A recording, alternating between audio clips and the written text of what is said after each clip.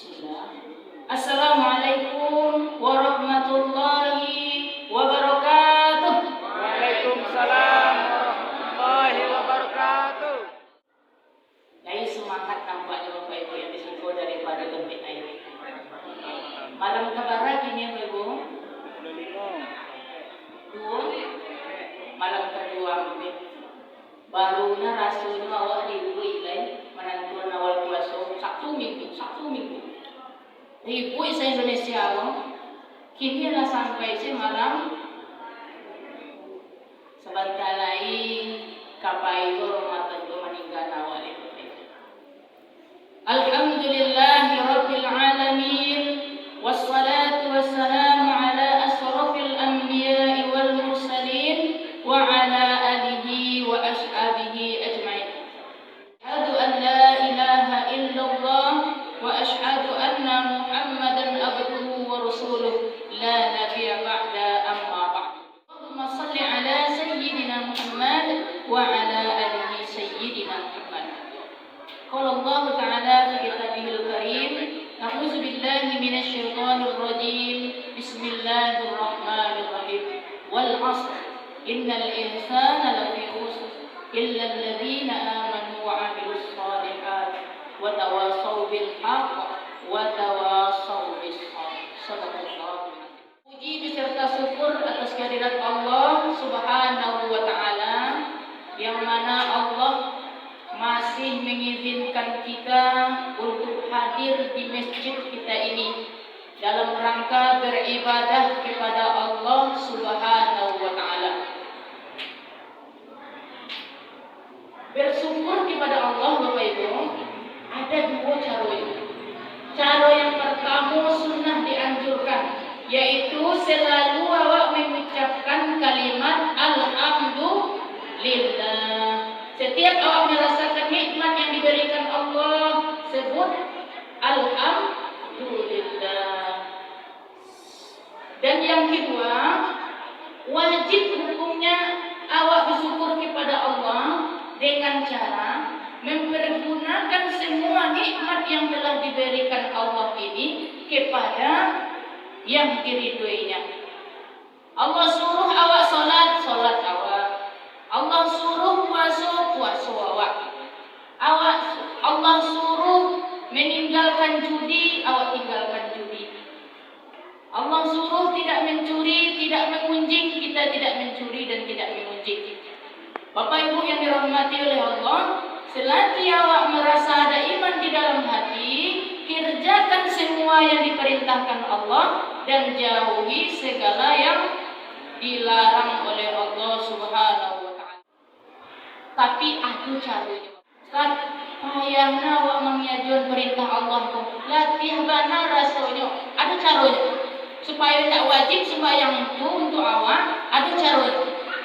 Yang pertama, sampai tinggalnya tidak disikur. Apa nama kampungnya kau? Pancasila. Tadi sore dapat telepon dari Pak Yul, apa nak dapat? Ustaz, tolong gantian apa kinilah. Di mana Pak? Di Gadui. Mana Gaduinya Pak? Di dekat rumah sakit. Rumah sakit? Panjang mau mimpiannya. Ada ceramah di rumah sakit. Di mana tadi Ustaz? Di Masjid Al-Muqra. Kiranya basa balakan dengan rumah sakit. Lapanya apa materi ke disampaikan di rumah sakit? Bapak Ibu yang dirahmati oleh Allah, kalau malih mengajukan sembahyang, sampai tinggal awak tak sikur, sampai tinggal di mahim, di kaki gunung tinggalnya, di rumahnya di bawah talang dunia, tak kenalnya sama ustad dong, tak kenalnya sama TV, radio, HP, tak ada sinyal di sinan dong. Babulu mukoyo. Siapa namanya tu orang hutan. Kalau babulu mukoyo di dalam hutan tinggalnya tidak wajib sembahyang. Tapi selagi ada rumah awak di situ, kadang kalau orang azan, dakik lo itu dari masjid wajib sembahyang, wajib puasa. Tidak ada alasan. Ya Bapak Ibu, teriringkan salam, marilah kita sampaikan kepada Nabi kita, Nabi Muhammad sallallahu alaihi wasallam yang berlafazkan doa, Allahumma salli ala sayyidina Muhammad wa ala alihi sayyidina Muhammad. Bapak Ibu, kalau cari tontonan-tontonan kini di YouTube, di media sosial dan lain-lainnya, sedih awak mencarinya Bapak Ibu. Banyak tontonan yang akan merusak akidah awak, yang akan merusak generasi-generasi penerus awak. Salah satu contohnya siapa? Saifuddin Ibrahim, laknatullah. Di palingannya makna daripada selawat Bapak Ibu. Jadi awak harus paham apa mana tujuan selawat, apa maksud daripada selawat. Allahumma salli ala sayyidina Muhammad wa ala ali sayyidina Muhammad. Kata Ibrahim itu maknanya keselamatan bagi Nabi Muhammad. Berarti Nabi Muhammad tak selamat dong. Harus awak doa nih supaya selamat. Kalau awak yakin lo kayak gitulah rusak lo akidah awak. Daripada selawat adalah ditakzim, penghormatan tertinggi kita kepada Rasulullah sallallahu alaihi wasallam.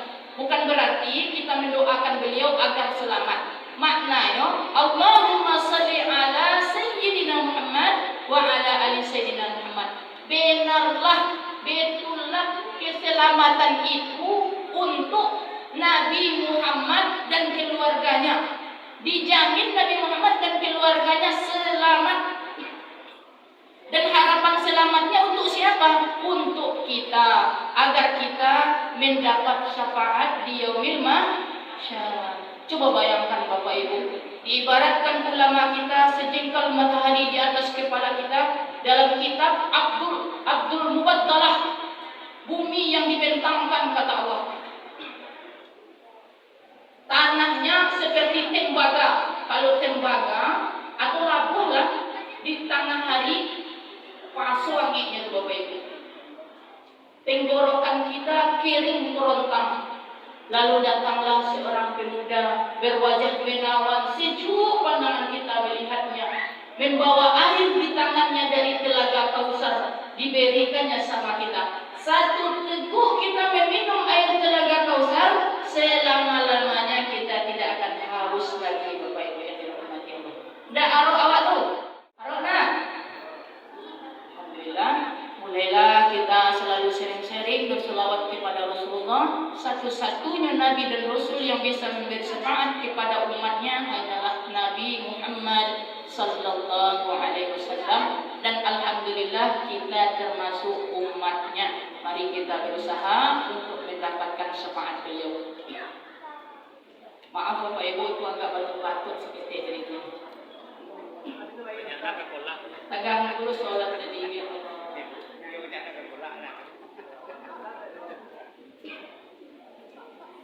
Yang terhormat kepada Nyinyek Mama, alim ulama, cadek pandai dalam nagari, kampai tampek batanyo, kampulang tampek babarito. Seterusnya bundo kandong kami limpapeh di rumah nan gadang, daunnya tampek balindong di kami, batangnya tampek basanda. Terkhususnya kaum muslimin dan muslimat rahimakumullah.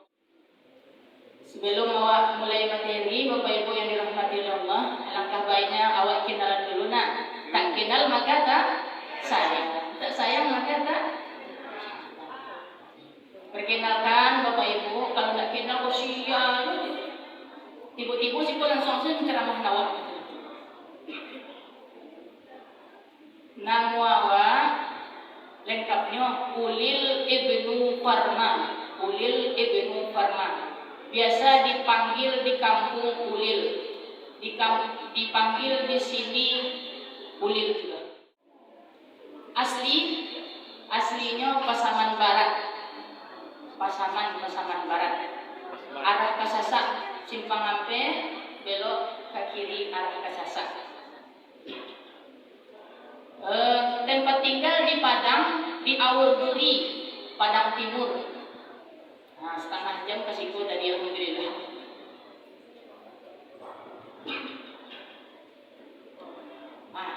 istilahnya Bapak Ibu kalau panjang-panjangan tuh cinta lo Bapak Ibu susah lo pulang Bapak Ibu ha.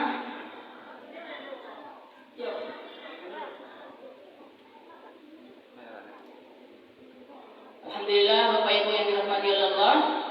Pembahasan awal pada malam hari ini 7 perkara yang harus kita takuti di dalam kehidupan dunia. Yang ada yang catat 7 perkara yang harus awak takuti di dalam kehidupan dunia ini. Kita ambil dari perkataan Sayyidina Ali karramallahu wajhah. Apa yang harus awak takuti Bapak Ibu? Yang pertama, awak harus takut kepada Allah Subhanahu wa taala. Harus takut awak kepada Allah Subhanahu wa taala. Bahkan caranya awak takut kepada Allah. Apakah awak harus lari daripada Allah ataukah awak harus tinggalkan bumi Allah ini lari kemanapun? Tidak bisa. Tapi yang harus awak takuti daripada Allah Subhanahu wa taala, takut Allah marah sama kita. Takut azab Allah turun di kampung kita. Wattaqullah, takutlah kepada Allah. Bagaimana cara takut? Mengerjakan semua yang diperintahkan Allah dan menjauhi segala yang dilarang oleh Allah Subhanahu wa taala. Dan yang paling awak takuti daripada Allah, dicabut Allah keimanan yang ada di dalam hati awak. Kalaulah iman dicabut Allah di dalam hati, dak ada gunanya awak. Kok ada sedekah hendak diterima. Kok ada solat hendak diterima. Dak ada harapan masuk ke dalam surga lagi. Sesakit-sakitnya hidup di atas dunia kok masih bisa awak tertawa. Dingin masih bisa berselimut. Angin masih bisa berkipas. Ya dah Bapak Ibu. Panen masih bisa bertaduh. Tapi kalau tak ada iman sengsara di akhirat kelak, mulai dari alam barzakh sampai ke neraka sengsara abadan, dah ada ceritanya senang-senang lagi. Sesenang-senangnya hidup di atas dunia kok, suatu saat awak masih bisa menangis, masih bisa susah gundah gulana di dalam hati. Tapi kalau bahagia, takwa kita bawa keimanan dan ketakwaan kita kepada Allah, menghadap kepada Allah, insya Allah bahagia dari awal, bahagia untuk selama-lamanya. Tidak ada susah-susah lewat Bapak Ibu. Banyak ini Bapak Ibu. Gara-gara sembako satu bungkus hilang keimanan, hilang. Yumuk dengan piti, ikut hilang keimanan ini. Turun bantuan dari Basnas, mengaku jadi orang miskin sadonya.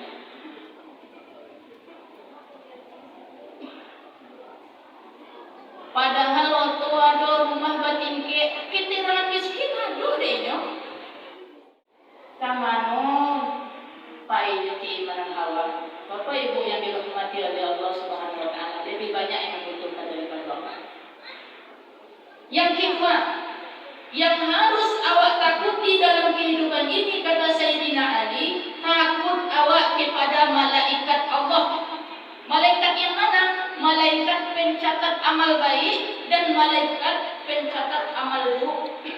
Bahkan caranya awak takut kepada malaikat kok, apakah awak lari daripadanya? Menjauh tidak bisa awak menjauh, tidak bisa awak lepas dari dua malaikat kok. Tetap mencatat. Tapi yang awak takuti daripada malaikat kok, dicatatnya amal keburukan awak, direkamnya amal keburukan awak. Besok di yaumil mahsyar kita akan menerima catatan. Kalau baik catatannya kita terima dari tangan kanan, buruk catatannya kita terima dari tangan kiri. Yang paling parahnya kita terima lewat belakang. Ada ulama yang mengatakan dalam kitab, menerima dari belakang itu kayak gini. Atau ada yang paling parah, kitabnya diambil dari belakang lewat dada, lewat jantung. tembus tangannya di sini sampai ke belakang, dikeluarkan di sini, keluar semuanya semua. Itulah bahayanya Bapak Ibu yang dirahmati oleh Allah. Semua kegiatan kita di dunia ini direkam oleh malaikat. Malaikat yang merekam ya Bapak Ibu. Di situ ada, di sana ada, di sudut sana, di sudut sini ada Bapak Ibu yang dirahmati. Besok kita akan tonton semua gerak-gerik kita Bapak Ibu. Jadi kalau ingin rancak gambarnya di besok di akhirat, elok-elok duduk aja Bu. Senyum-senyum. Besok awak tonton di akhirat besok itu si Anu itu saya mendengar Ustaz beliau ceramah katanya. Tapi kok kayak geko saja supaya grogi Ustaz tadi muka geko aja. Carilah besok di akhirat. Bapak Ibu yang dirahmati oleh Allah, lalu dibacakan catatan amal kita di hadapan penduduk padang mahsyar. Siapa yang menyaksikannya? Mulai dari zaman Nabi Adam sampai umat akhir zaman disaksikan. Kalaulah itu keburukan, malunya tidak sagak loh. Rasa malu pada saat itu dilipat gandakan oleh Allah sebagai hukuman untuk kita. Coba bayangkan kalau seandainya ada salah satu bapak di situ tahu awak kejelekan, awak cerita ni ibu ini bapak tu kayak geko ya, kayak gitu ya. Malu enggak ya? Malu. Kayak gitulah di padang mahsyar. Tidak sampai di situ loh Bapak Ibu. Setiap catatan keburukan dipampangkan, dilihat oleh orang padang mahsyar, dilempari kita dengan batu Bapak Ibu yang dirahmati Allah sampai pecah-pecah kita lagi. Jadi berdoa kita kepada Allah Subhanahu wa taala agar Allah hapuskan catatan keburukan kita supaya yang kita terima besok yang baik-baik saja daripada tangan-tangan kita. Amin ya Rabbal Alamin. Yang ketiga, kita harus takut kepada syaitan, kepada setan. Bagaimana caranya takut kepada setan Bapak Ibu? Takut kepada setan bukan takut kepada wujudnya. Tapi banyak orang sekarang takut kepada setan ni. Jangan kasih tulis hampir. Mereka tak sapu ke damang segala macam. Takut dari setan. Tapi yang harus kita takuti daripada setan adalah sifat-sifatnya. Orang zaman kini takut daripada setan, tapi semua mana dari sifat-sifat setan tu. Bapak Ibu, saya mengerti logat awak. Laki geko itu mendapat ceramah awak. Malum ya Bapak Ibu, beda daerah, beda lubuk, beda ikan. Dan bahayanya sifat setan ini Bapak Ibu, semakin awak pakai, semakin awak bawa di dalam kehidupan awak, semakin senang rasanya, semakin bangga rasanya. Apa tuh?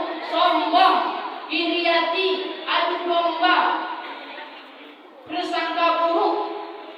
Sombong Bapak Ibu yang dirahmati Allah. Semakin awak pakai sifat kok, semakin rasa di hati awak, semakin senang awak. Jadi baca caranya raso-rasoan elok-elok dalam hati awak. Aduh nak sombong, aduh nak takabur, aduh nak dengki. Di raso-rasoan. Kalau tidak meraso-raso dalam raso tidak teraso juga. Raso ambas kurang nampaknya di bawah sedut. Awaklah yang paling.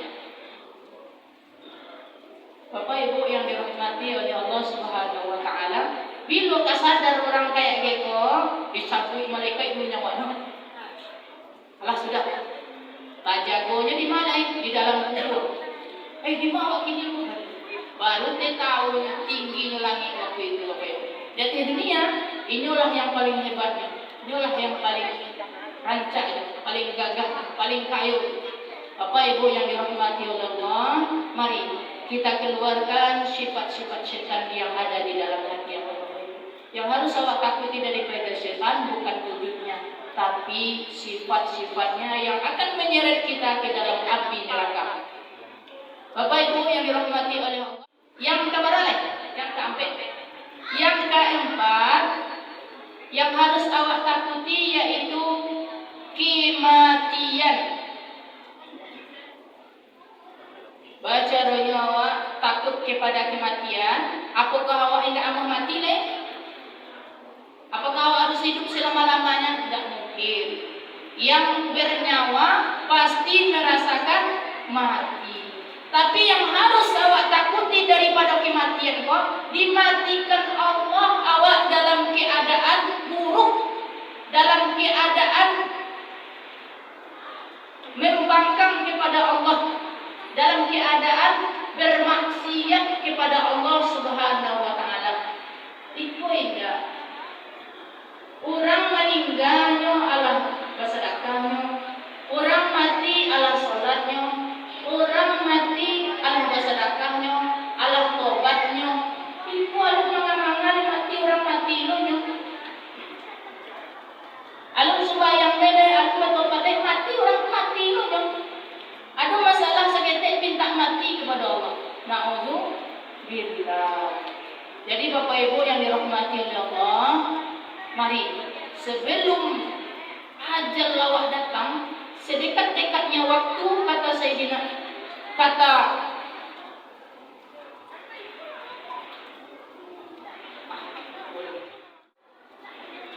sedekat-dekatnya waktu di dalam kitab tasawuf adalah yaitu hari kematian. Sebab Imam Al-Ghazali katanya sedekat-dekatnya waktu adalah kematian. Jadi Bapak Ibu, mari kita persiapkan selagi awak masih ada kekuatan, selagi masih ada nyawa di kandung badan, mari awak persiapkan bekal untuk hari mati kita. Moga-moga jamaah Masjid Al-Hijrah mati dalam keadaan husnul khotimah. Amin ya rabbal alamin.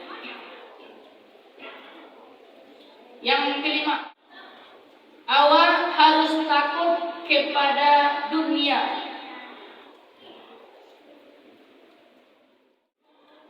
Harus takut kepada dunia. Bagaimana caranya awak takut kepada dunia? Apakah awak harus lari daripada dunia atau minta mati leh? Tidak. Tapi takut awak, dunia awak melalaikan awak, melupakan kita untuk hari akhirat kita, Bapak Ibu. Kalau ngaji masalah dunia, tengok dia awak syair di waktu di pondok dulu dalam kitab taklim.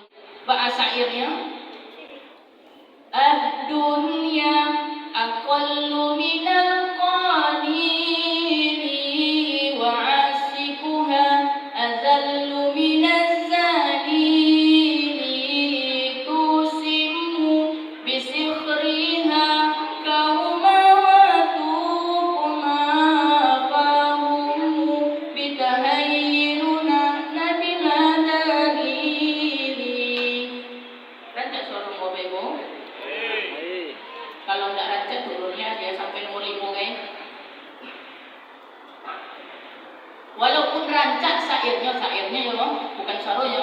Walaupun rancak syairnya tapi maknanya sangat menakutkan sekali Bapak Ibu. Ad-dunya aqallu minal qalili. Dunia itu sedikit daripada yang sedikit. Apa yang awak anggap sedikit di atas dunia itu lebih sedikit daripada itu. Walaupun rumah bertingkat, mobil mewah, kalau tidak dipergunakan untuk ke jalan Allah, tidak ada gunanya di hadapan Allah Subhanahu wa taala. Dan siapa yang mencintai dunia alam masuk rasa cinta ke dalam hatinya terhadap dunia, lebih hina daripada yang hina. Apa yang awak anggap hina di atas dunia lebih hina daripada itu lagi. Kalau Allah dihinakan Allah masuk rasa cinta dunia ke dalam hati, dia akan tersihir oleh dunia, disihirnya di dunia. Kalau Allah tersihir oleh dunia, tidak tahunya petunjuk lain. Sabara pun ustaz, sabara hebat pun ustaz menyampaikannya, sabara hebat pun kata-kata ustaz tertata rapinya, tinggi materinya, kalau Allah dibutuhkan oleh dunia, tidak akan sampai ke dalam hati Bapak Ibu yang dirahmati Allah. Dia merasa segala. Jangan sampai Bapak Ibu yang dirahmati oleh Allah Subhanahu wa taala. Dunia adalah penjara untuk orang mukmin, orang beriman, untuk mengumpulkan bekal perjalanan akhirat. Sedangkan awak ingin ke Bukit Tinggi, senyo Bapak Ibu, awak kumpulan dulu bekal, siap-siap awak dulu. Mana baju ke dibawa, mana pitian ke ongkos, awak siapkan. Apalagi perjalanan akhirat yang sangat panjang sekali Bapak Ibu. Tidak terbayang panjangnya. Bapak Ibu yang dirahmati oleh Allah, yang keberapa? Keenam. Yang keenam, awak harus takut kepada keluarga awak Bapak Ibu. Takut awak keluarga, dari keluarga awak. Bagaimana caranya? Apa bapak harus tiba di rumah beko, kami harus selalu barang bapak lari bapak dari dokter. Tidak kayak gitu loh Bapak Ibu. Takut awak keluarga awak tidak pandai sembahyang. Takut awak keluarga awak tidak paham ilmu agama. Takut awak keluarga awak tidak selamat dunia dan akhirat loh. Ya ayyuhalladzina amanu qu anfusakum wa ahlikum nar. Wahai orang yang beriman, jagalah dirimu dan keluargamu dari api neraka.